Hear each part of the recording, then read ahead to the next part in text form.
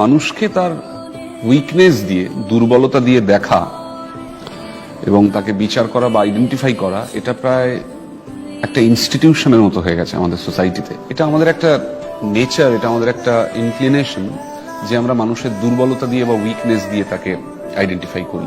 খুব অদ্ভুতভাবে একটু যদি ইন্ট্রোস্পেক্ট করা যায় তাহলে দেখা যায় যে আমরা যখন নিজেদেরকে মানবিক প্রমাণ করতে চাই তখন আমরা এই ধরনের মানুষকেই বেছে নিই। সমাজে দুটো একই সাথে সাইমালটেনিয়াসলি এক্সিস্ট করে। কারো একটা চোখের ধরুন অসুবিধে আছে, একটা কোনো প্রবলেম আছে, তাকে ইউজুয়ালি আমাদের খুব হয় কানা বলে ডাকা।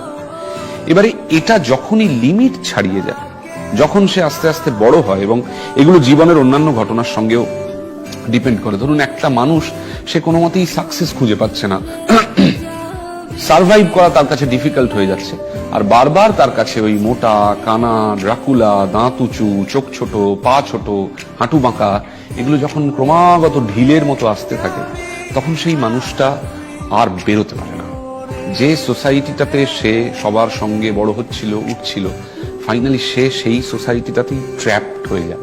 এবং আমরা যারা এটা করতে থাকি আমরা বুঝতে পারি না, কারণ আমাদের তো মনে হয় আমরা একা বলছি, কিন্তু আসলেই এক এক এক এক এক এক মিলে মিলে মিলে মিলে অনেকগুলো লোক ওই মরণ কুয়ার গ্যালারিতে যেভাবে দাঁড়িয়ে থাকে, অনেকগুলো লোক ওই দাঁড়িয়ে ওরকম ড্র্যাকুলা ড্র্যাকুলা ড্র্যাকুলা ড্র্যাকুলা বলতে থাকে। মরণ কুয়ার ভেতরে যে লোকটা দাঁড়িয়ে আছে তার অবস্থাটা বিচার করা আমাদের পক্ষে একটু ডিফিকাল্ট হয়ে যায়।